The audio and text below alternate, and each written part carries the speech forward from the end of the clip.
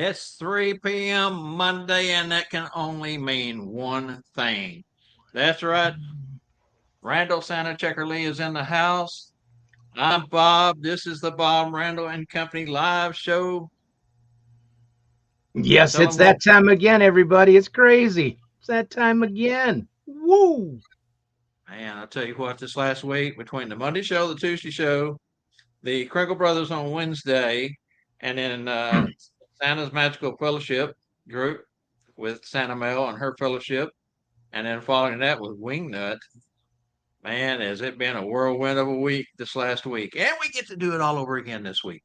Man, it's just like it's Thursday, Friday, boom, it's the weekend. It's already here.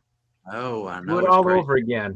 It sneaks back around to Incredible. us. And, staying busy in between helps the time go by fast. I know you mentioned in the green room that you put in a full day yesterday. First long day that you've had back performing. And I know it Yeah, feels good to get back in the saddle, but I bet you're tired today. I know I am.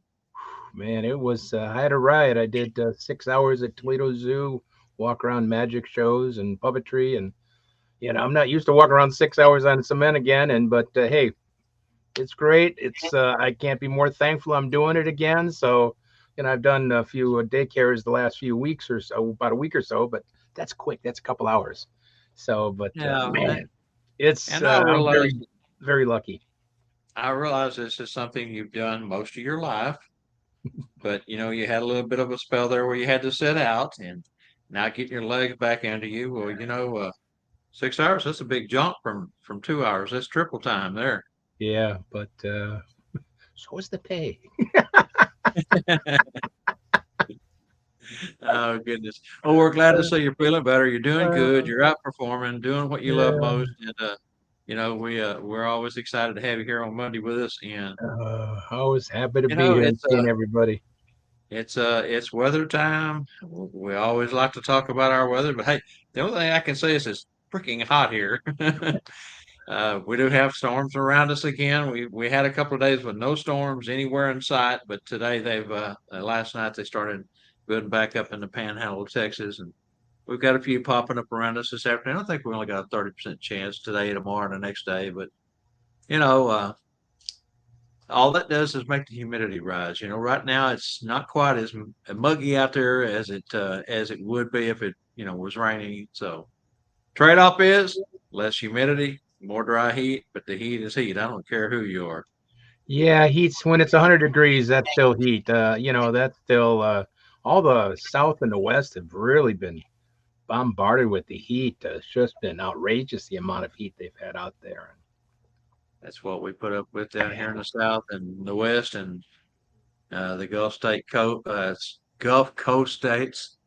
Had to put up with the humidity most of the year. So it's a give and take. You guys have nice weather at times up there, and we wish you could bottle it up, send us a little bit, but it A don't lot of work times that we way. have that horrible weather up here too. We have that snow, and I don't think you want us to bottle that snow up to send it down. Well, once a year, about 2 or 3 inches wouldn't be too bad because it'd be gone within 48 hours or 24 hours. So Yeah, we can handle it once a year. But once a year. well, and I'm sure when you look back in your lineage and you look at where your ancestors traveled from to get to America and the route they take, from Ellis Island down, either north to Canada, west to the west coast or to the deep south. They all had a plan. They thought, well, this is the weather I think I want to go, be put a life together in. Boy, I'm cussing my roots right now. I wish they had just went a little bit further I north, know, just a little bit, little bit, just to have that little variety, and a and little bit of change of seasons. Yeah, exactly. man, oh man, yeah, it's yeah, we were in the 40s last night. My heat went on. We were in the 40s, Yeah, yeah, and it's crazy to say we're upper 60s is all we were today.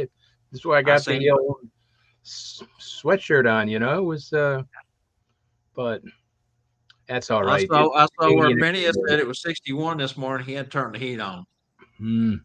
in Toronto. So Yeah, it'll be in the 80s in a couple days. I think Wednesday's supposed to be 82, so we're exactly. fine. I can live with Hey, that. the next 60 days come and go, and then you're right back into that wintertime pattern, starting to break into the into from the north towards the south, and you guys get it a lot quicker than we do. We always are excited when that first cool front comes through in October. So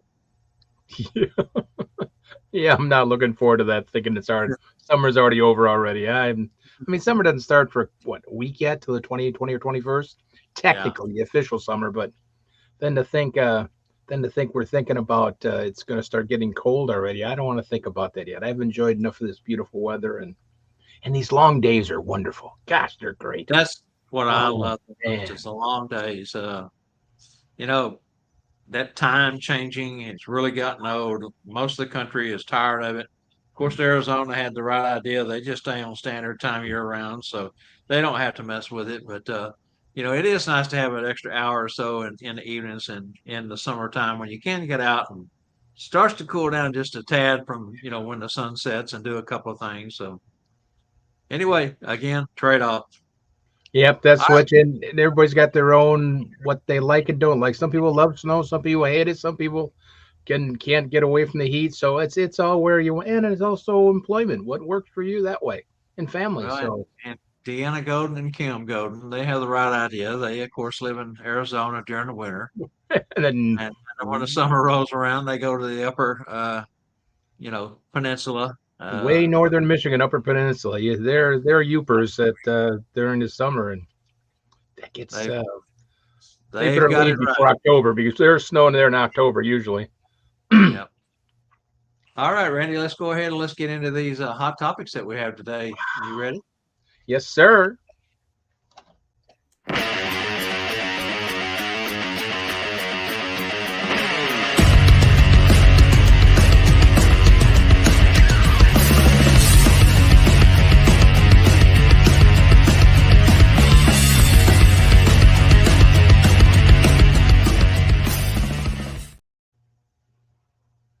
Well, it's All great right, to Randy, see we got some everybody. good ones again today for them. Let's go ahead and throw it out there and see what we get. This is actually a hypothetical, but also a true question all in one, because it was posed here in the Michigan area.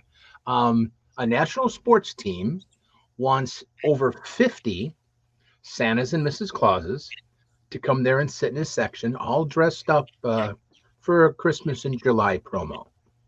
I think it's got to be a photo op's got to be phenomenal if you think about it that way.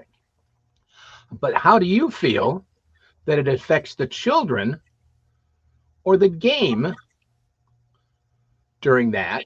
If there's 50 or so plus all red in one part of the section, and there's all these Santa's Mrs. Clauses, and how do you explain it to the children when they do see multiple Santas and Mrs. Clauses? We go to our conventions and we go out to eat, and they see us, and we say certain things, but this is at a national. It's going to be televised. It's going to be, you know, uh, it's a little different, I think, than us going out to our luncheon and there's 25, 30 Santas and Mrs. Clauses at a thing. This is a little different to me. Yeah, How and do you know? that's one of those questions that you're going to get different answers from different folks. There are some in our industry that are really staunch traditionalists when it comes to the protecting the image of Santa. I know personally several that think that Santa should only show up around Black Friday and December 24th. He goes back to the North Pole, and you don't hear from him again until Black Friday. They don't work any July events at all. When they do go to Santa gatherings and they come to our gatherings, they wear no red. They don't look like Santa. They dress down the best they can. And if a child speaks to them, they just smile away. They won't interact with the children. And then there's others that go full blast, and jump right in and ho ho ho and what do you want for Christmas? And so at a sporting event, that many in public with a larger crowd, it could be a distraction. Uh, if it's something that carries on during the game. Now, if it's pregame ceremonies or there's something they're invited back, after the game for a photo op or something of that nature, that it wouldn't affect the game, I don't think. But The question has always been and always will be, what do the children think? That's what I'm more concerned that way than anything. That it's got to be. I mean, we all do Christmas in July. A lot of people do. So I understand that. It's promotional items. That's no problem. It's what do the children think? Because you're also not gonna. If we go to a restaurant, we'll say, "Well, the real Santa's here. You decide." They'll ask which one's Santa. So then you can kind of get do that rather quickly. You look at a section of a ballpark, and and there's just a bunch, and you probably won't have that interaction. If you do, then it's distracting from the game that the children and families are coming over to talk and everything else. So And I just can see where that could happen all throughout the game, as folks see someone go over, then it starts a chain reaction, and once one's done it, then more want to do it. Again, it would be nice if the PA announcer would say, "Hey, we have a group of Santa's helpers here. Uh, they're here to take in the ball game. Santa has given them the day off uh, from training or whatever," and kind of put a little meat in there for yeah, folks to understand better better what's instead of going on. letting Why? their mind run rapid. Yeah. Very good. Yeah, that's And of course, most adults understand; they know what's going on. But the children, again, are the ones that don't, and they get confused. And so maybe with a little bit of like I say, a little bit of an announcement, to kind of help set things into mhm. motion the proper way might be a good idea. Yeah. You would probably need them to kind of put a lay a foundation about what's going on. Mhm. I So, agree. well, good, good. We got a couple of people, Parker, saying, "I'm sorry, I'm not a fan of those multiple Santa events." Um, and that's I I agree, and it just as long as it doesn't. There's a lot of places that don't have a lot of children that can work out good, but sometimes it's just confusing for them. Um, Parker Odell says it would be so confusing. One solution I heard is the real Santa is hidden there. Those events is sorry, I heard is the real Santa is hidden and those events, and that is way he goes undercover. So the real Santa is there somewhere, and that's what I know we do a lot. If you're sitting at a luncheon and there's 20 Santas or 30, whatever it might be, if the child comes up to the restaurant. But if you're at a section at a ballpark, unless they come over to you, are the other 2,000, 3,000, 5,000 people at the in the stands knowing what's going on. So, but um, Rex, good to see you. I always tell the children, I'm sorry, I'm not good at that word. Conspirial whisper, that they can just learn one Santa's great secrets, and that his brother and how he gets into the houses one night, that he knows he must keep the secret.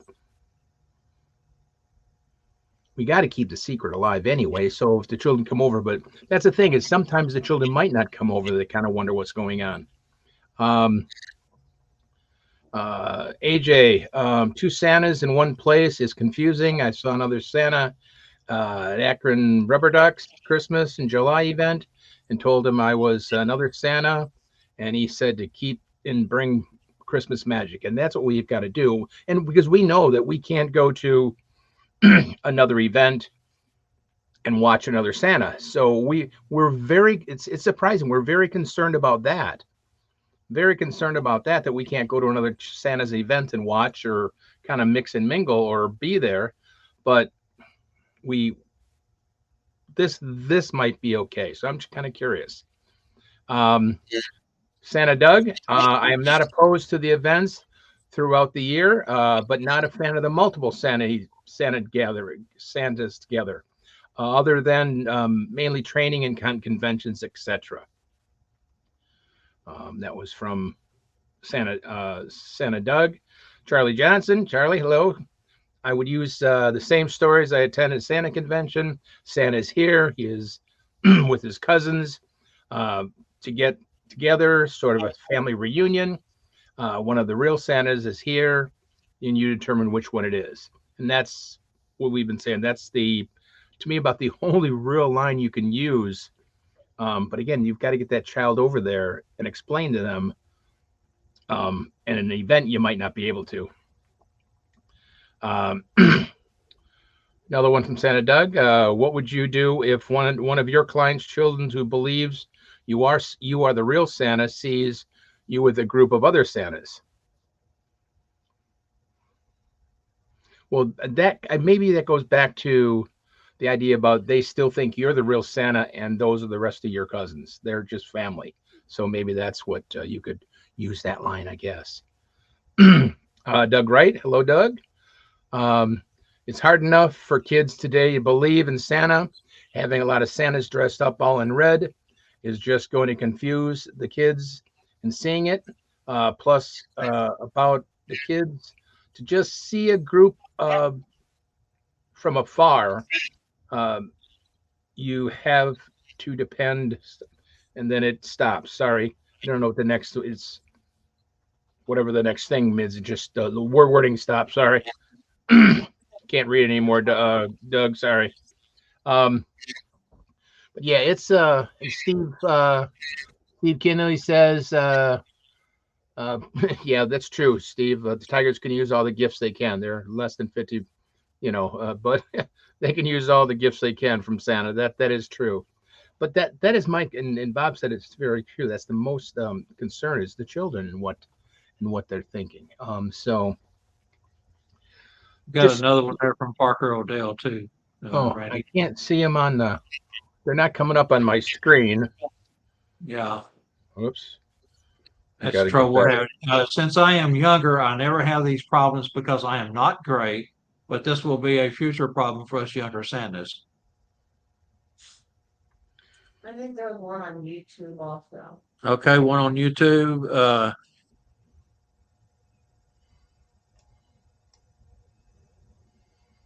Let me see. I'm not sure what we got here. Steve Kinley High actually made it for the start. Tigers could use. Okay, Randy's already addressed that one. Okay. Tigers could use a gift from Santa's can bring. Okay, so we'd already addressed that one.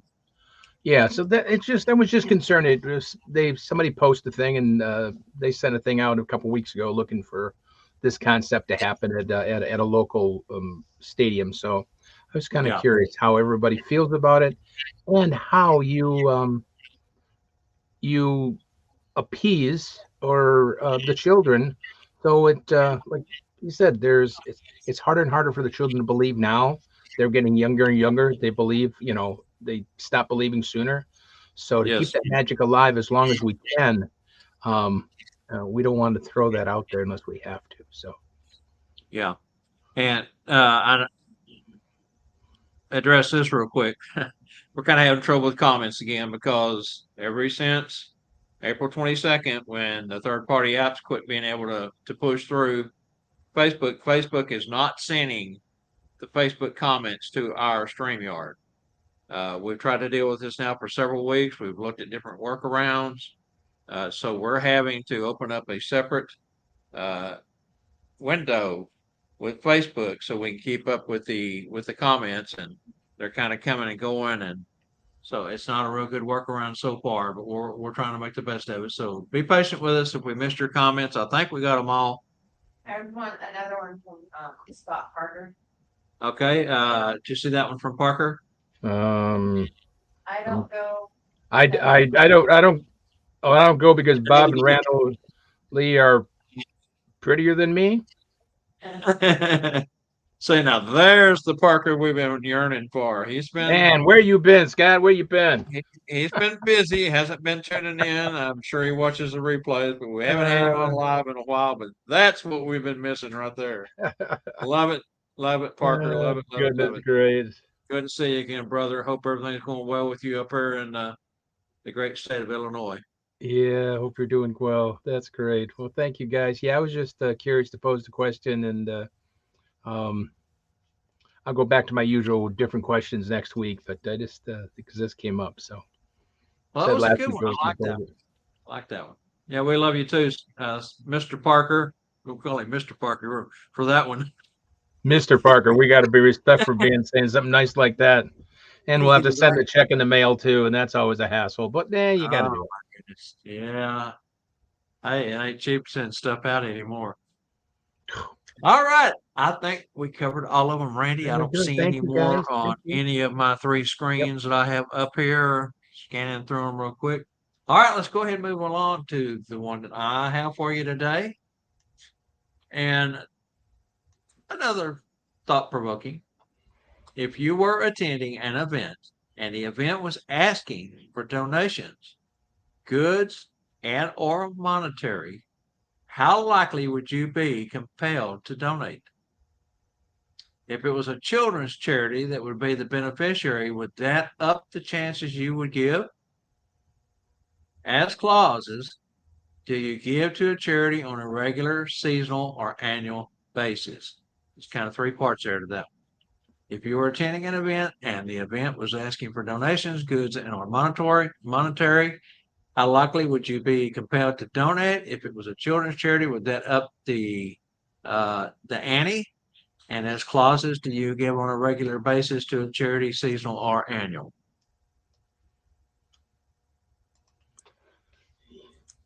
Good questions. Good questions.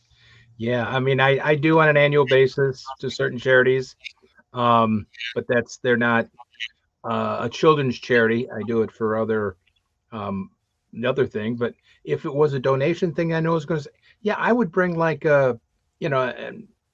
and I think I've only had to do it once, maybe, and I can even remember. And I would bring a little toy for the child if it's a donation. Then Santa should bring something like that. You don't have to bring a check or cash. Bring like you're coming early for Christmas and bringing a toy. I think that's a good idea, especially if it is to benefit children. What's better than giving some type of a toy? They don't cost much nowadays. You can get them, even if it's a teddy bear or something or a stuffed animal. It just would be to show that you did bring something, and I think that's a good one. But yeah, I do a charity, but every year, but not it's not a doesn't associate with Christmas.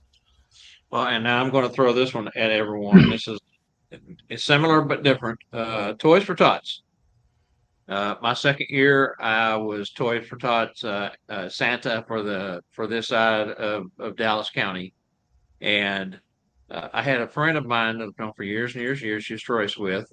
He was pit crewman for one of the top racing teams, and he wanted to have a Toys for Tot party for his daughter.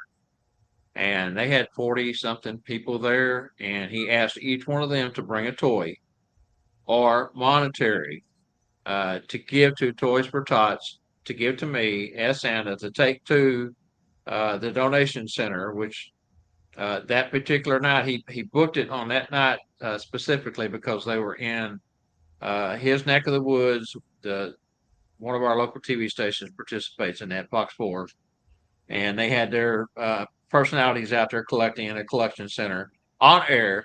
And so we filled up the back of our van with the things that they donated, took them down to the harbor at Lake Ray Hubbard there, and went through the line, dressed as Santa and Mrs. Claus, and opened up the trunk, started donating. They tried to get us to stick around for the next live moment, but I had another gig I was headed to, so my time was very limited, so I didn't get to stay. Well, what that led to was the next year, my son and daughter-in-law actually did that gig and got on air, and our granddaughter was there, and my wife and my daughter and son-in-law were all there. But anyway, our granddaughter got on air with my son and my daughter-in-law, so it was pretty cool. But anyway, that's another way to look at it. It's like for Toys for Tot. It's an annual event. Most folks try to give something there. We always do. All right, let's pick up Santa Tom High is with us on YouTube. Let's pick up some of his comments over here. He's thrown several at us already. Uh, so the first SOS I did in Branson, Missouri, we went to a buffet and one of the little kids come up to me and asked me who the real Santa was. I told him I can't tell him. That's back towards your question, Randy. This one just came Yeah, in a little bit late. good. And that's true. We all go to that buffet and it does make a splash. It's the Grand Country buffet there, and it's a big buffet. Lots of folks there every time you go. Okay, what time you go during the day, lunch, dinner. and children seem to flock towards the area that they put us in, just like you spoke about, Randy. So up in Bellhorn says, I have a set children's charity that I do my donations to, and several volunteers visit, or I feel very strongly about this specifically. And that's good, Ben. That's exactly what we're talking about. Either as a performing Santa, having a set charity that you work with each year, year in and year out, and or just sporadic donations through the year. I mean, you could even go as far as say as clean your closet out, and you got some children, you got children items, children's clothes, children's toys that your children have outgrown, giving those to somewhere like Goodwill, or Helping Hands, or someone who could use the donations there. So there's a broad spectrum of places that you can give throughout the year. But as Santas, being Goodwill ambassadors, and uh, it's all about giving for Santa. I just think that that's something that we all could do a little bit, throughout the year, maybe especially July, November, and December, to help out some of these charities that need it, because they do work off donations. Back to Santa Tom says, but it's the one with the twinkle in his eyes. The little boy went around to the restaurant looking at all the Santas and came back to me and said, I think you're the real Santa. I went to nod it and went on his way. So he went to Tom because, and again, pardon? He winked, nodded. He winked and nodded. So, again, the little boy went up to Tom for a reason, because that's usually the case. If they come to you, you stood out in the crowd of other Santas, and they're addressing you. And Tom kind of threw him a loop. He says, well, I can't tell you, but look around. And the one with the twinkle, and he looked and didn't see anybody else with a more twinkle than Tom had. So he went back to Tom and told Tom he thought he was a real one. Tom handled that perfectly, wink and a nod, and the little boy went away, and he's going to tell everybody for the rest of his life he met the real Santa. And how cool is that for a little one?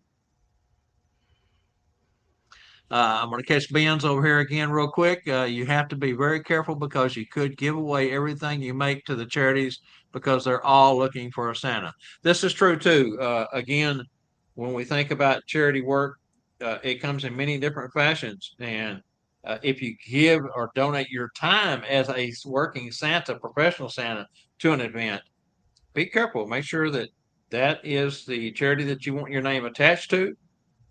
Be sure to do the research to make sure that they're worthy of your time and effort, and make sure that they're not paying other vendors or other folks to attend and just want Santa for free.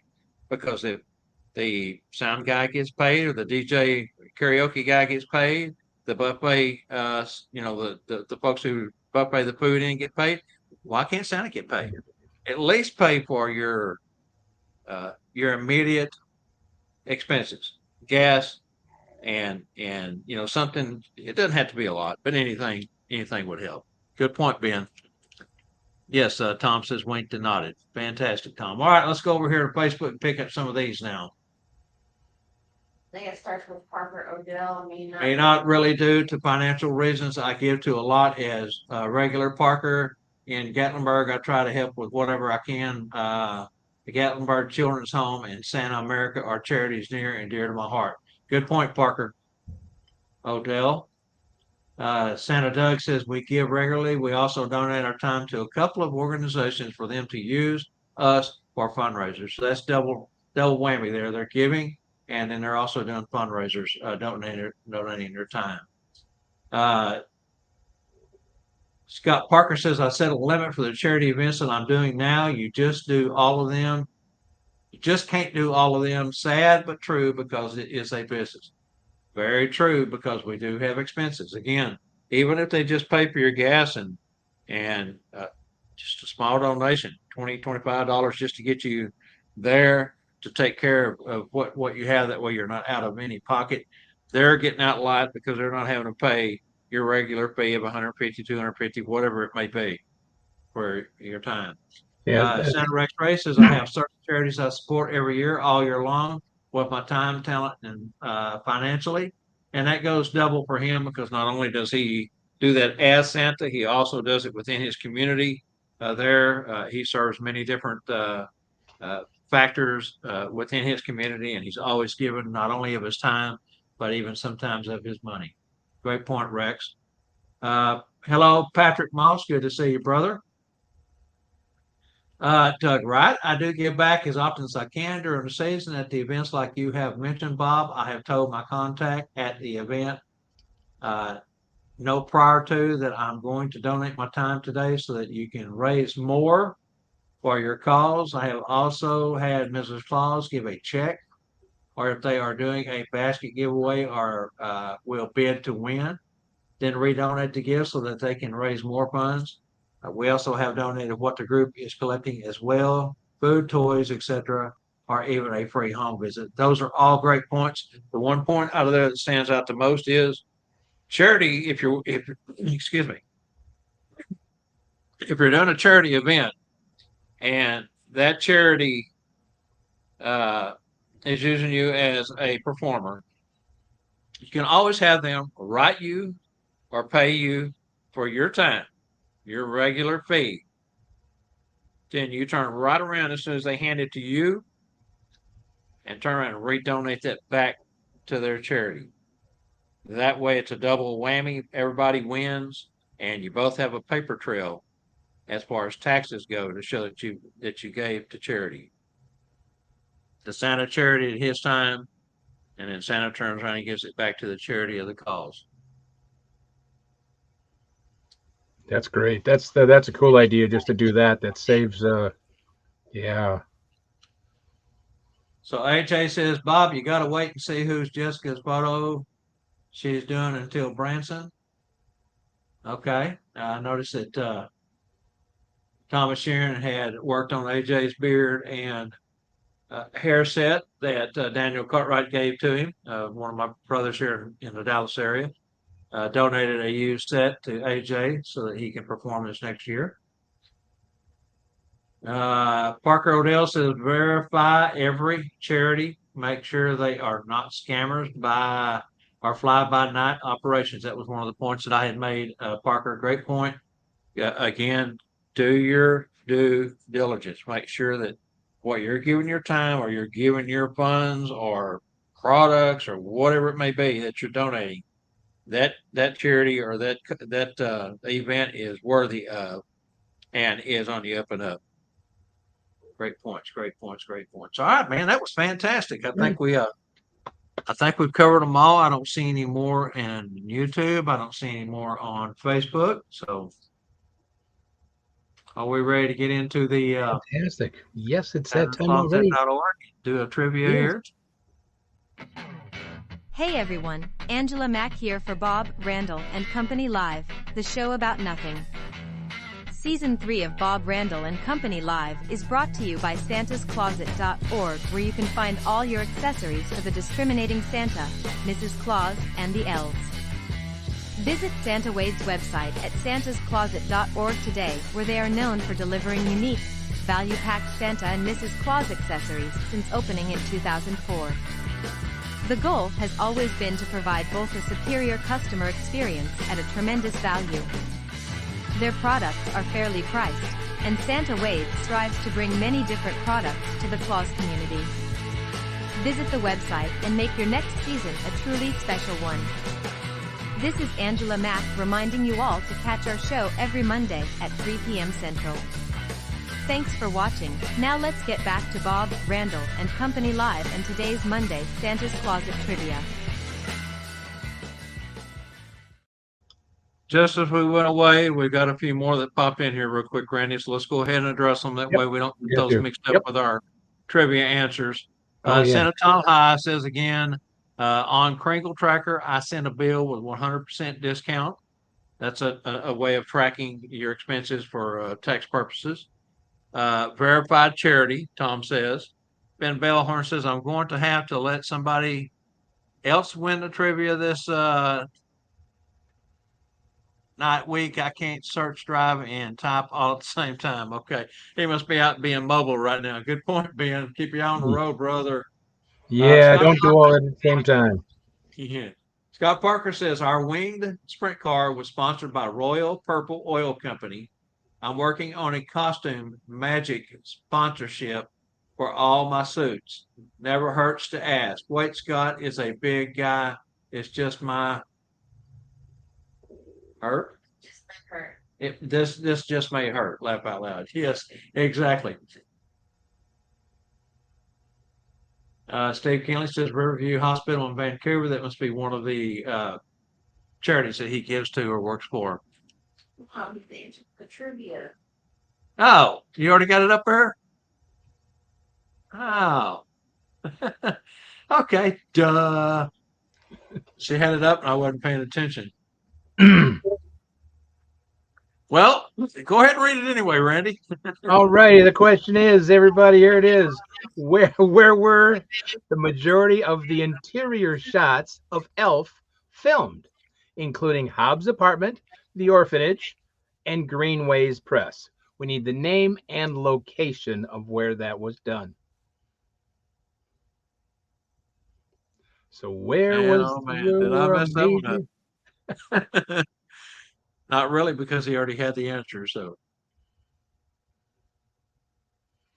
Yeah, that was a quick answer. Well, you've made them easier now. All those blanks and blanks and blanks are rougher for people. There's those blanks are well, rough, but this is a straight answer. So, yep, where was the majority of the interior shots of Elf filmed? You know, I it's a did. classic movie. We all know those cute little things.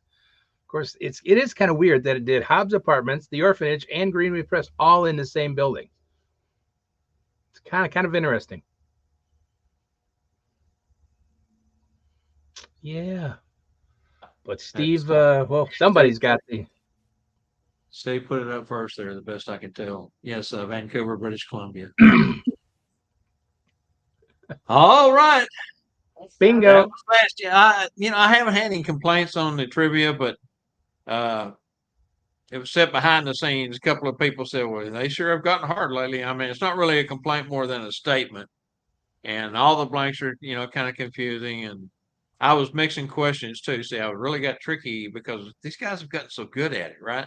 So I Oh, would so take good. and blend two or three trivias together. That way, they couldn't find it just one source or just one little spot they had to read on. Yeah. Anyway, I've simplified them, so I hope everyone's more happy. And it seems to be that folks are able to jump in a lot quicker there. Well, So, Steve is a new Santa this year. He's never done Santa before.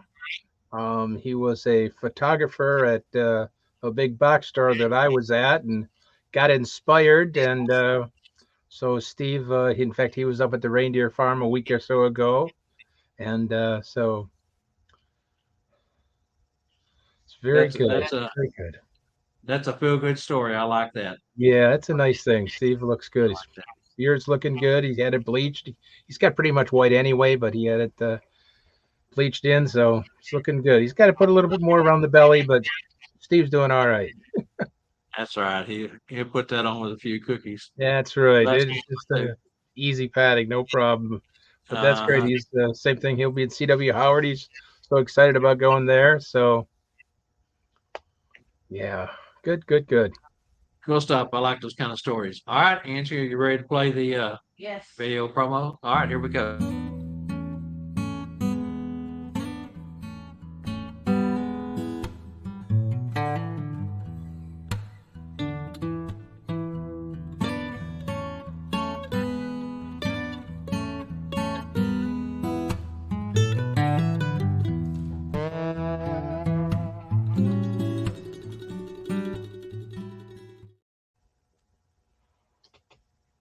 All right, that is our new contributor to all of our TNL platform, our TNL network that we put together.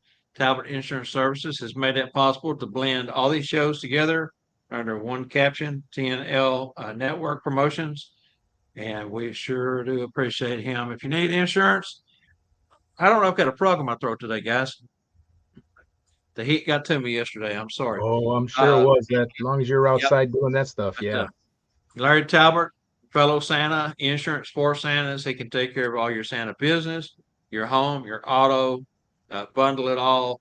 One thing that Larry done, and he was on our show the last, well, we've had him on the show numerous times, but last season, season before last, he had talked about how all of the other insurance companies was not covering your suits. and the things that you use to perform as Santa. They only would cover, the standard things that they've always covered. And so he went out as an insurance man of 30, 40 years, whatever it's been, most of his life. His father was an insurance agent, so it runs in the family. But anyway, he put together, talked to the different underwriters, and came up with a policy for just a few bucks more that actually covers everything. So if you're in the market for Santa insurance, reach out to Larry Talbot. He can be found on Facebook or Talbot Insurance Services in Georgia. Okay, Randy, let's go ahead and jump into our Elf and Chatterbox news for the day. The drawing for the School of Santa's 2024 scholarship was held this last Tuesday during the TNL show. That was a $459 value, and the congratulations go out to Larry D. Davis here in North Texas, one of our new Santas that just started last year. And him and Sherry attended not only School of Santas last year, they also came to our event, North Pole Cornerstones in San Antonio, and they have just really been soaking up everything they could. Such a lovely couple, and congratulatory goes out to him, Larry D. Davis here in North Texas. All right, we got a little tidbit of some fresh news here. SNHU, that is Santa Nana's Holiday University, has announced that they will be in Phoenix, Scottsdale, Arizona, for a class down there September 26th through the 29th. So if you're in the West, in the South, or just like to travel, and you're going to be in the Scottsdale, Arizona area around September 26th through the 29th, and would be interested in taking Santa Nana Holiday University, go over to their website at santananas.com and get signed up. Great class to take. Judith Broderick, Deanna Golden, and it's not just for ladies. Men get as much out of it as the ladies do. Yeah, don't just because it says it's Santa Ana University doesn't mean it's only just for. I went to the one a month or so ago, and it was fantastic. It really, so it's they do a great job. Dan and Judith, they do a great job. So don't miss doing it. Don't miss doing it. Miss doing it. All right, Randy, let's go ahead and jump here, talk about School of Santa's 2024. It's coming up in 5 weeks. I said 5 weeks last week and went back and counted the calendar, doggone if it wasn't 6. So I misspoke again like I like to do. And so we're now 5 weeks away from that coming up. Of course, Jeff McMullen, Santa Mac, Rango University will be there. I spoke to Spangle day before yesterday. He's got 124 people signed up. Wow. Doesn't mean all 124 is going to show, because sometimes you have cancellations for one reason or another. But those are all folks that have reserved their seat with a retainer, and some, of course, have paid in full. But that's not counting those of us in the staff, the kitchen help, and Scott, myself, and Jessica. That's just the folks who have paid to attend the school. So it's going to be action-packed, probably be around 140-ish. Maybe 150 people there total. Always fun. Last Wednesday night now on the TNL network here on the Tuesday Night Live group and Facebook, as well as YouTube, we debuted a brand new show. Tell them about it, Randy. Oh man, last Wednesday night, these guys was great. They just went through, they started talking about what they're going to talk about, and they kind of laid the groundwork about what's going to be coming up, because they both have great Santa minds, and besides a great Santa heart, Michael Howe and Michael Herbie, the elf brewer, Pringle brothers, they just they will. I especially like Michael's schematic thing. I think it's what it's called.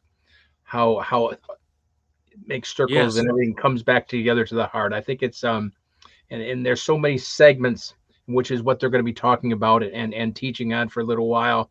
It's a great thing. Besides, they're just fun. They just make me smile. And that graphic shows how all those things are linked together. Yeah. From side to side, up and down, and all around that heart. I mean, if you hadn't had a chance to check that graph out, just go over and look at that alone. I mean, yeah, that was phenomenal. So it's don't miss. It's a free show by Tuesday Night Live Productions. So it's a free one again, guys. More education, more fun, more laughter, more fellowship. Another vision of other Santas that have traveled and taught at many different schools. So they're don't miss on Wednesday nights. Then Well, I Thursday was so night. wrapped up in the show, Randy. I took a lot away from it when it was live, but I went back later that night and got in my easy chair, put it up on my 70 plus Mhm. inch screen, and rewatched it. I was laughing so hard, I think I woke the whole house up. It was hilarious. The more I would listen, the more I would hear, the more I would laugh, and it was just a fantastic show. We're so happy to have those guys being able to bring a new concept of learning, teaching through the Tuesday Night Live network productions, and gonna be fun. Gonna be fun. Again, 7 o'clock Central and 8 o'clock Eastern time. On of course, it's on YouTube. It's on Facebook. Of course, it's run by StreamYard too. But it's by Tuesday night. It's just one more night of hooking up with your fellow holiday performers, and And that and in they their are defense, performers, and that's what's good about. They both are performers, so they yeah. understand the heart of Santa, but they also understand the entertainment business. And to their defense, the we were working last week doing tests to see if we could push out, with again back to the old adage, we had to keep harping on this, but with everything that Facebook is doing to try to cut out third parties and all this stuff with StreamYard, and I don't know, but we were doing tests, and somehow or another the times got crossed up, and so it showed on YouTube it was supposed to air at 6.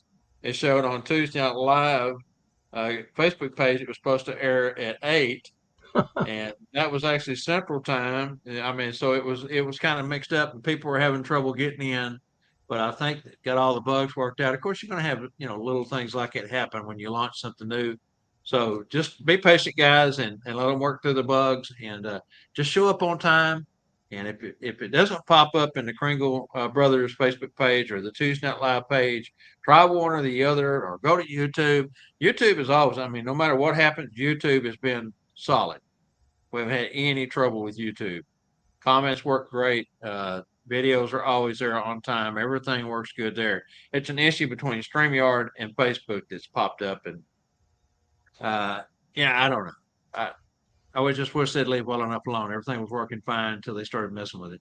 Yeah, they probably wanted so much more money in there, just or something. Yeah, it had to be some other deal. Yeah, you see that. You see it a lot. Yeah, so I'm sorry to say that. That's probably the root of all evil sometimes. But then Thursday night, don't forget, don't miss Santa's Magical Fellowship group. Mel's been doing this for years now on Thursday nights, um, but now they're double teaming on Thursday nights, which is great. The first and third Thursdays of the month is Erica Mitten, which is Wingnut. Wingnut's got a kind of a off-center um, look at a lot of stuff when she plays her Wingnut character. She does a great Mrs. Claus too. Of course, Roger is her husband that does Kringle Tracker, and he's a Santa.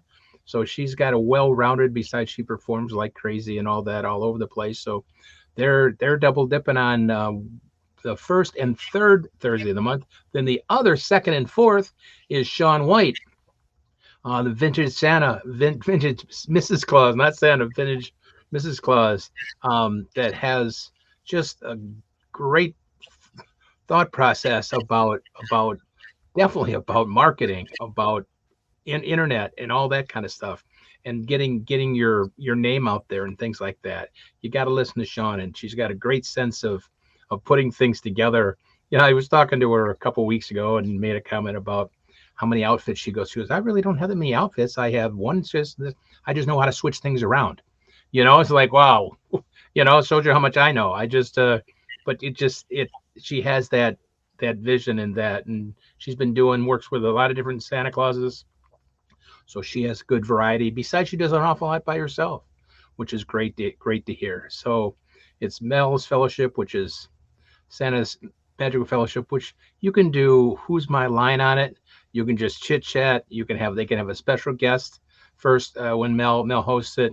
The best thing is when she goes, does um, whose line is it anyway, or whatever that she does the class, and she just picks on people and she pulls a thing and does improv or questions right there. It's so much fun. It's so much fun with your fellow Santas, Mrs. Clauses, and elves. It's that gets it started, and then the ladies are going to take over. Thank And goodness just for to the add to ladies. that, this is the second week of the month. So this week will be Sean White. So you want to tune in directly after Mel's fellowship, runs about an hour, and then Sean will be on with her show. All powered by TNL Network Productions. And all boom, boom, boom. For you guys, always. And that's always.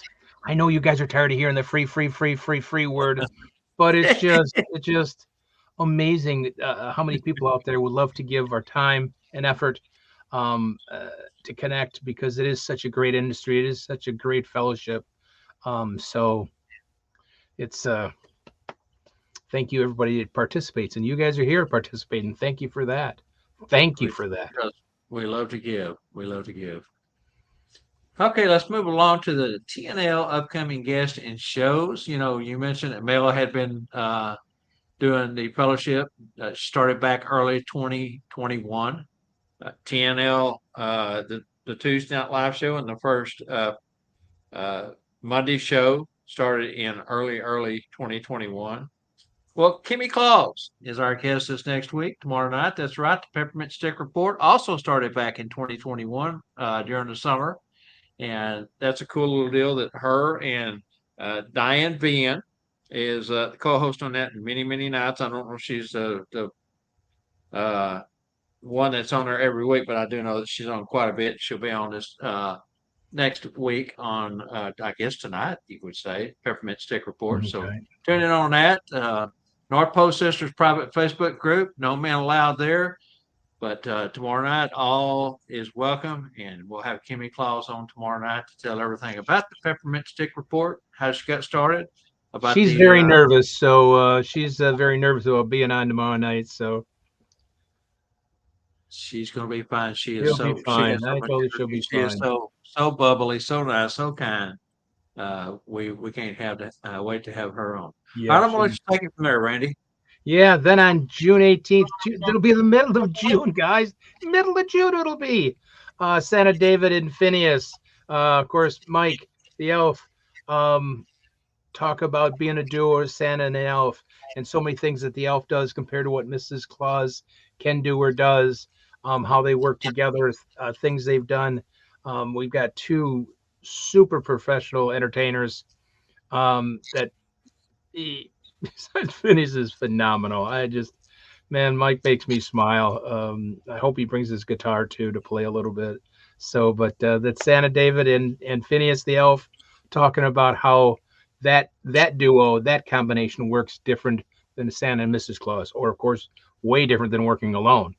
Of course, Phineas also does a lot of things alone also, and so does David, but they mainly work as a team, which is, man, the when you work together together with somebody on a regular basis, the chemistry can just work, and it just can become flawless and seamless. And I know they'll talk about that, about how it is with them for working together for a while. So, and then how that benefits the children. And then Phineas says we're looking forward to it. Yeah, it'll be great to see. And then, of course, July 9th is going to be Head Elf Mitch Allen from Hire Santa. Everybody knows Hire Santa out of Texas. Mitch is going to talk about his Google Calendar connection, which I think is a neat thing that he wants to sync up with Santa's to connect with your Google Calendar. If you use it, he'll see that he'll just put your name in. Oh, he sees you're already booked on December 3rd. No sense in asking. No sense in sending an email. He already sees you're booked. Or you're not. He'll send a thing to see if you're available. So it's a really neat thing that he's connecting with. He'll tell you more about it. To me, that's very simplistic what I said. So, but he'll talk about that. Of course, the opportunities, what's coming up ahead for Hire Santa in the holiday season. You know, he hires thousands and thousands of Santas. A lot of Santas throughout the season, anywhere from just breakfast with Santa to big box stores to international and everything else. So if you Mitch has been on quite a few times, but he's always got something new, and you shouldn't miss his state of the season address every Thursday. So it's always good to hear what's going on with him and his company. So don't miss that on the 9th. Well, Then and he wants to talk about the SWAT team Santas and SWAT Team Weekend Santa, that's Warriors. right. These are new things he's got working. So it's gonna And be a Weekend fun show. Warriors are cool thing. Weekend Warriors, he'll talk about how that works, that you're available for that. That's a cool thing, what he calls it. So I feel like you're should be wearing camo or something, you know? I like that. And then you did say 5 weeks, and it is 5 weeks now. But then on July 16th, it will be Branson preview show. Again, there's always so many things to talk about for there. From 2 3 days beforehand to two days or so, 3 days, whatever it is after. Spangle puts together a lineup that just exhausts you to think about, and you guys will go through it, go through all the instructors, and of course we know Jeff McMullen's going to be the keynote speaker, and you can talk forever about him and his accomplishments to know that what a great instructor he's going to be. So don't miss the 16th of July on Tuesday Night Live for that one. Wow. Yeah, and we thought maybe, when we first started talking about doing the Branson Live, which is something that we've done each year with Jessica, Rosa, and Spangle, because they're the two that, put on the School of Santas primarily, with a whole host of folks helping. But we thought Jeff might come in on a Tuesday, but Jeff's not going to be able to come in until Wednesday. So what we've done, we've decided Rick and Judy Maynard is coming in on Tuesday morning or Monday afternoon. So we've asked them to join us for that Tuesday night on the 16th in Branson. So we'll talk about everything School of Santas, and then we'll do the second half of the show or more with Rick and Judy Maynard as our featured guest to round out the show. It'll be fun. Wow. Now we've Wow. got Wow. a couple of open dates in there. I know that everyone has noticed. If you know, because of the storms in Texas, we did not do a show week before last, and so Megan from Gig Salad has been on vacation since, and we reached out to her. She's supposed to get back with us towards the end of this week, middle to the end of this week, and let us know if either one of those two open dates will work for her. If they will, we're going to fill one of those with her. And Dr. Bruce Garin Kotovich has reached out. He's, his time is limited because he is so busy during the school year as a professor, as a doctor. So right now is his off time. So we're going to try to get him on for the other date. So we're just waiting to find out which one Megan's going to take. And I'll reach back out to Dr. Bruce and see if we get him on. He's got some new stuff he wants to talk about too. So Wow. Wow. all Just that listen coming to up his and voice. more. Always something, always fantastic. And listen to Bruce's voice. It just kind of, yeah, I know. Bruce, love you. Can't help it. He's right across the border there in Windsor. It's fantastic. Yep. All right, Randy, Good. let's talk about this trivia answer. Yeah. Okay. The answer. Let's do the question again. Where were the majority of the interior shots of Elf filmed, including Hobbs' apartment, the orphanage, and the Greenway Press? We needed the two things. Needed the name and location. The name is Riverview Hospital, and it was in Vancouver, British Columbia. That's right. It's a shuttered mental institution that they Shuttered had there Mental. where that was filmed at.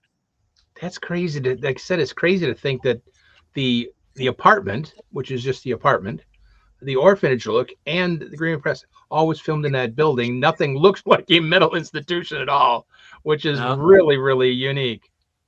yeah, that was a pretty cool one. When I ran across it, I said, "That's it. That's the one for Monday right there." Yeah. And of course, we know who our winner was, right? Yes. Mr. Steve. Kinley. That's correct. Wow. All right, Fantastic. and I do not think I have his address. Steve, if you will, brother, send me a private message with your mailing address so I can get that over to Wade Kaufman at santascloset.org and get your gift coming towards your way. Yeah, it would be greatly appreciated. And I know you'll enjoy whatever Santa Wade sends that to you. He's always got something good going. in the mail. So fantastic. Randy, I'm It's feeling that I'm time feeling a little, already. I'm feeling a little tipsy from all the heat yesterday. Can you fix me up? I'll do what I can do. Let's do some Santa Here we tips then. go.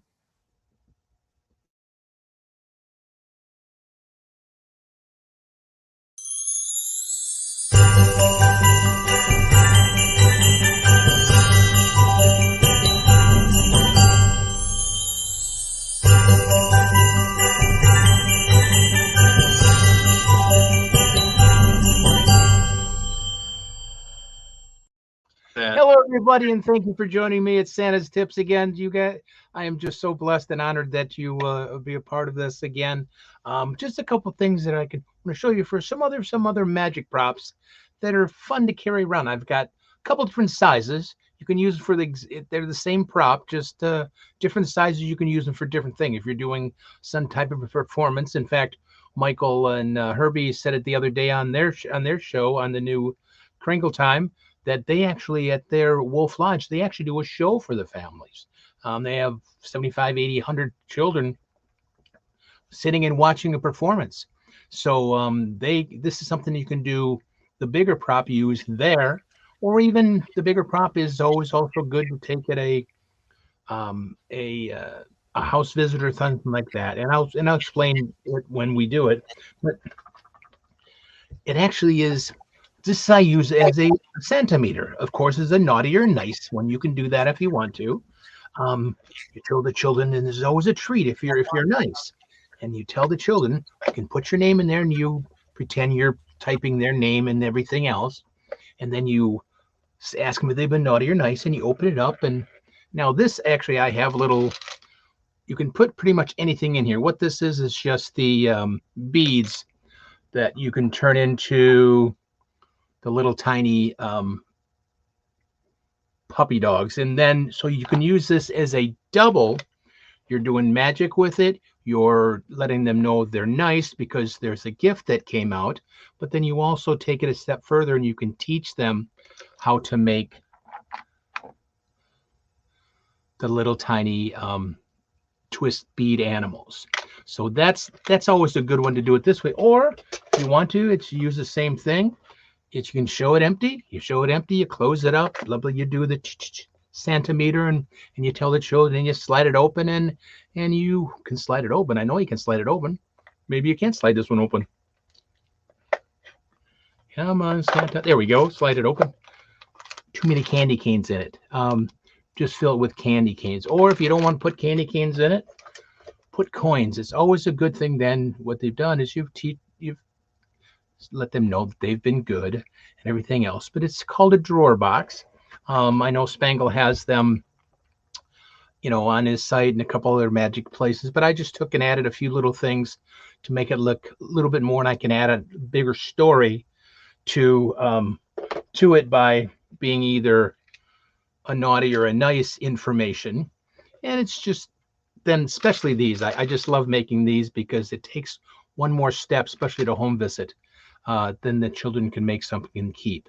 So it's a drawer box. They're small ones. You can get inexpensive for 10 to 15 to 20. Now the bigger one is really cool. It's definitely a magic trick that magicians use, but definitely love to use it for when it's for children. To produce, let's say, oh my goodness, I must have missed a toy. You give out the gifts and, oh, I must have missed a toy. So you do a little magic, or I always like to bring a fun magic wand along with the children, because everything to make a child giggle a little bit is always worth it. So you have a child, this is like spring wand. So you have a child wobble it and you just add one more thing to make the child giggle or laugh or interact with the child. And I said, back to the box. Then you open it up and it's filled with toys that you forgot. Or if you just want to produce, or if you have 100 children, you want to produce candy canes out of here. You have a very large production. It's called a drawer box. Again, local magic store sells them. You can show it empty. It's a a little tiny drawer that slides back in, and I can't get it up high enough there. Slides back in and out. Most people know how that works, but it can be used for multiple things, especially if you're doing a show. Since Michael and Herbie said they do shows like that, maybe other Santas do too. And if not, you bring this along to the house and you do that one little, uh-oh, Santa forgot a gift. Boom, you can magically produce it here. It adds a little bit more magic, a little bit more entertainment, a little bit more fun. You can design it however you want to. These are just stickers I just put on. And again, I just love the wand. I always do a special thing, and I always say, "Oh, Bernard the elf. Oh, he was so excited. He said, I made a new magic wand, Santa. I made a new magic wand, and it's going to give all the children their dreams come true." Oh, and of course, as Santa, you're very excited to know that all children's dreams will come true if you just wave the magic wand. And Bernard's giggling a little bit, and of course Santa's wondering why he's giggling at the magic wand, because it's a magic wand to make the children happy, not to giggle. So he goes, "Oh, Santa, wave it," and of course you wave it, and of course you giggle too. And the story about Bernard teasing you all the time, and that he better not tease Mrs. Claus, because of course Mrs. Claus doesn't like to be teased. But one more thing to make the show. This is just a spring, but you can buy these online at a magic store, or if you want to do it, you paint it red with white and make it more holiday looking instead of a magician's magic wand. But it's those one little step further that we can take the belief, the fun with the children, and let them have fun and interact. And that's what I like to do. Just take it one step further, especially with a little drawer box. Instead of just passing out the candy, instead of just passing out the coins, do a little magic along with it, and let them, then they get involved with it a lot more. And that just adds one more, like we said earlier, the children are growing up way too fast. They stop believing so soon, and that's just sad. I mean, you just want to get that one more year out of the child to believe and to hold that love in their heart about Santa and the magic of the holiday and everything else. And if we can add a little bit of magic and everything else to that, that's our job. That's what we're supposed to do. That's what we have to do. That's what but again, give it a try. They're called drawer boxes. They're all kinds of sizes and of course all kinds of price ranges. But Michael Howe has one drawer box, same size as this. He had when he was still at his school, and the students painted it, a custom paint job. It's beautiful, beautiful custom paint job on it. So you can do anything you want to. Make it special, customize it for you. And that's the salesmanship part of it, because I always say you're selling yourself, even though you're selling Santa. You want to get rebooked again next year. That's why do that little extra to make sure that they don't forget you. They don't forget the magic of Christmas. They don't forget that smile. They don't forget any of that. That then when they left, they know that Santa was smiling and Santa brought magic to their hearts, and Mrs. Claus did too. We know you all do. Thank you again. I just am so blessed and thankful to be able to do this and to bend your ear every week. Thank you so much.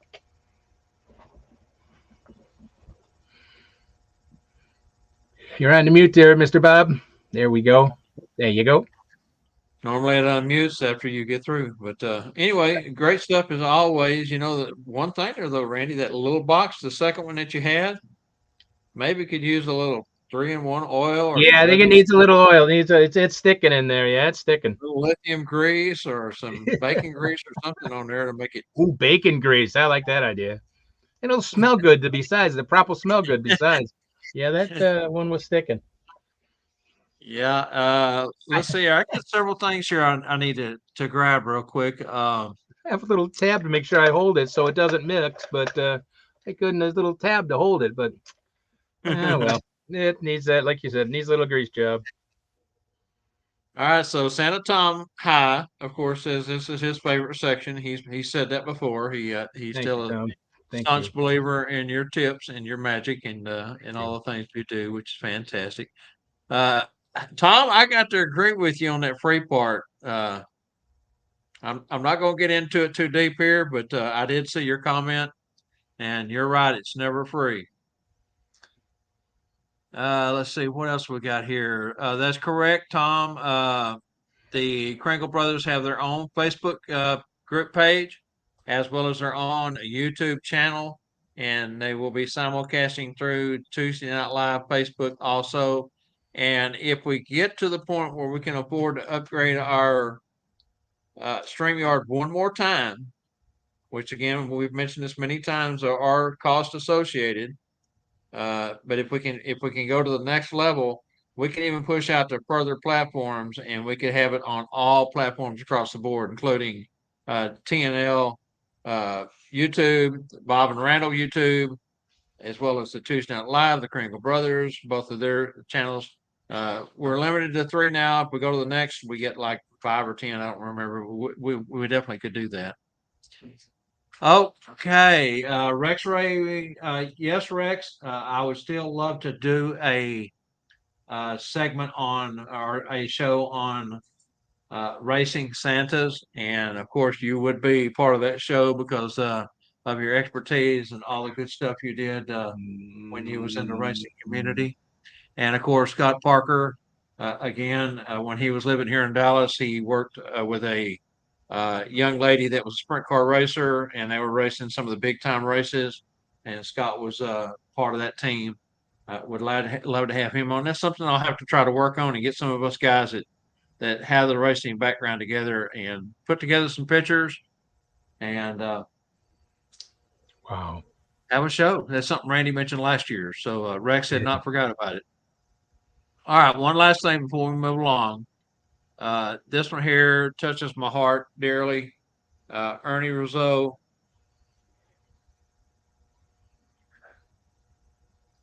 Just want to share that yesterday, June 9th, he lost his mother. She was an inspiration to me and absolutely loved Christmas. I called her my Tanta Kringle. Ernie, we're so sorry, brother. That's one of the hardest hits you can have is when you lose your mom. You know, your mom and dad are both special to you in many, many ways, but mom has a connection of she carried you for 9 months and she was always there when you needed her, when you was feeling bad or if you were sick or if you were down in the dumps. Mom's always there for you, and moms are very, very, very dedicated and special ladies. And one of the hardest moments of my life is when I lost my mom and stood there holding her hand when she passed. So my condolences to you, brother. Everyone, please pray for Ernie for strength.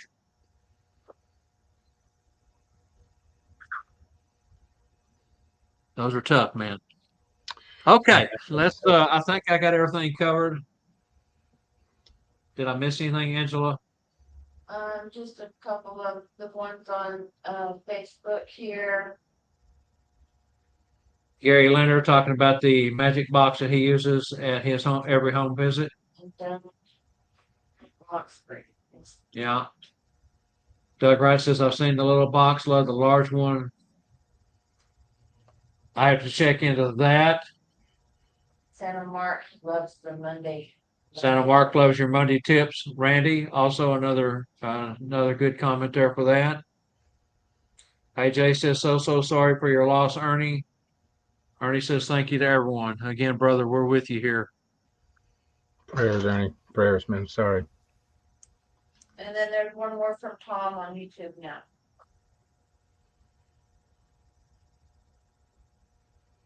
Yeah, well, yeah, Tom, they do. I mean, any form of motorsports to me. And Tom's question is, excuse me.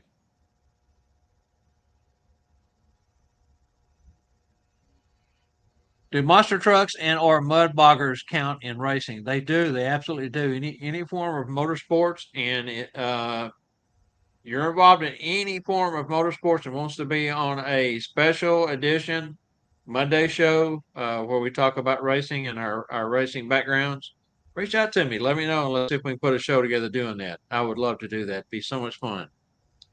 Of course, for years and years and years, that was my passion. And I knew that when I retired from racing, it was going to be a sad day. It was going to be a hole left in my being because I lived it and spent so many hours dedicated to working on a car, trying to help promote the sport, working on other folks' cars, trying to help other drivers with the experience that I had. Same type of stuff I do in the Santa community, but in racing. And the cool part is now I'm Santa performer and get to do the same types of things. So that hole got filled really quick. And I got to say they're both a lot of work, but at least I can do this one where there's air conditioning. The other one, the heat was another factor when it comes to racing and 3-layer fire suits and working in a hot garage till wee hours in the morning trying to get the car ready and all things we'll talk about on an upcoming show, special edition on a Yeah, Monday. at least you won't crash in your chair. That's the big thing. You're not going to crash in your chair right now. You really won't. If I do, I'm sure it won't hurt near as bad. At least Yes. I hope. Oh, not nearly as bad. Yeah. I've had some tough crashes and I got hurt, a couple of times, and it's a chance you take. But we'll talk about more about that when we do a show. Let's go on now and get into the Right. nightcaps. This week's nightcaps is the Naughty List. Is the name of the book. This was one that Doug and Diane Wright talked about in their show on the Tuesday Night Live show. I thought it was a really cool book. I had seen it before. There's so many children's books out there that are number one bestsellers that are short stories you can do in 5 to 7 to 10 minutes, depending on how much interaction and how much you build into the story beyond the book with the pictures. And so I thought, hey, while it was fresh on my mind, I'd debut it. So let's go ahead and run the video and we'll talk more about it on the other side.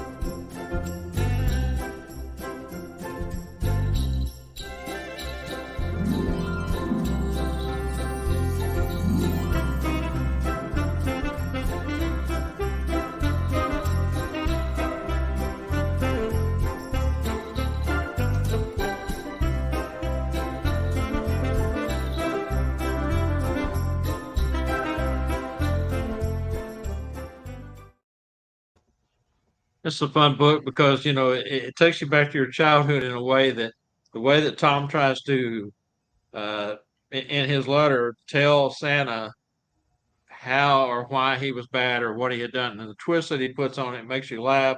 It's fun. It's funny. It teaches children naughty and nice. Again, a great little book to take. And this is one that you can take to any type of event where you can read or tell a story. I, Fantastic book. If you don't have it, reach out and get it. It's called The Naughty List. Holly Langsley is the author, and Laura Eady is the illustrator. And the illustrations in that one is really fun because it's done like children's Crayola yeah, type that's of so cool. The pages, way which they are write the letters are written, and it's all in Crayola, uh, and the pictures are even very, very young looking. This is far more vivid on the eyes than just a pretty little picture in black yeah. font. Um, But it's a fun one and one that children enjoy, and I think you'll have fun taking that one to home visits or wherever you may, be able to do a short Christmas story. Only 26 pages, but again, because of the illustrations, this one could be one of those that runs into a 10-minute because you want to be sure to show all the illustrations in the book as you go. Fantastic. All right. Any other comments coming, Angie, that I have not caught? I think we're, All right. She says we're all good. Steve Kelly, Fantastic. don't forget to send me your address and a PM if you have not done that yet. I see I've got a private message up there, so maybe that's it. But anyway, guys, fantastic, good show as always. Looking forward to a racing show. That's that's I've Be thought fun. about it. But we've been so busy with so many other things, but that'll be fun to put together. It's something we can work on and like I say, have anybody that's had anything to do with racing in one form or another, reach out if you want to be part of that. We'll just have a big old shindig here on Monday, special edition. Sounds great. It'd be great to hear because that's crazy. That just blows my mind, that racing bit. It Well, really does. and here's what we'll do, Randy. This is a great thought, and this is something we probably need to do more often anyway, is switch seats. Yeah. You take over this side, I'll take over the other side, and we'll let you host that one, and I'll just be part of the panelists. How's that? Yeah, you definitely be the panelist there. That'll be great. That'd definitely be. I just want to sit and listen. I'll listen and instruct it, but that's crazy. It always blows my mind. I mean, I'm not an avid watcher, but it just freaks me out to see how close everybody drives and how fast and how like Yeah. and Yeah, then well, then then you flip and flop a car and spin around 17 times and crash and okay, I'm okay, let's do it again. What? No, I'm done.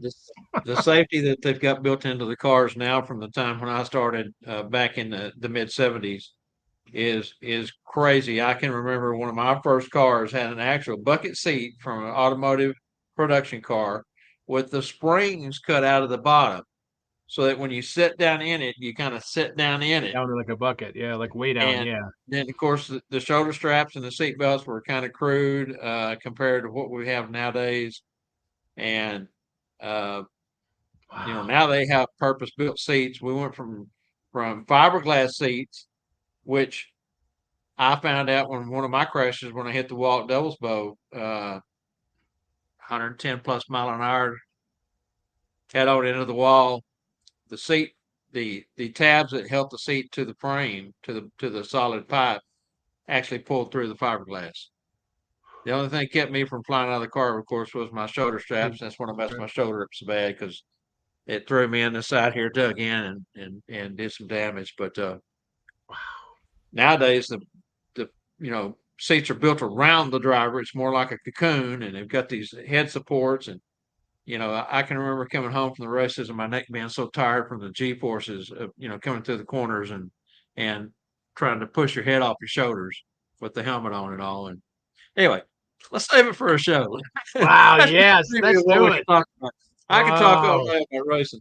All Wow. right, brother. Good show. Thank you Fantastic job, guys. everyone. Thank you so much for joining us again today. We love the fact that you take a little bit of your time out on a Monday, 3 p.m., every Monday, 3 p.m. And you know what, Randy? It's always free. We're always here Always for fun. you. The TNL family is here for you. We're always here, even if it's behind the scenes. You need something, you need help with something, you got a question, need help with anything, just holler at any of us. We're all here to help. That's what we do. Randy, what you gonna do for the rest of the day, brother? Actually, I have a MAPS event committee meeting, Zoom meeting at in an hour. So that's what I'm doing next. So we're getting the red suit conclave finalized today. So at the events committee meeting. So that's be my next. Then I'll have dinner and probably crash. Yeah, well, I've got to finish up the show for tomorrow night for Kimmy Claus. I'm about halfway through with it, and don't forget to tune in tonight for the Peppermint Stick Report over there on Kimmy's page, and check that out if you haven't never watched it. Go over and watch it and see what's going on. It's a good Monday afternoon place that you can land if you need to. Thanks everyone for joining us. We'll see you tomorrow night. Kimmy Claus is our guest. See you right back here next Monday. Everyone stay well, stay safe, be happy, and just remember, we all love you over here. Love you guys. Thank you so much. Thanks. Bye. Have a great week. Bye. Stay safe.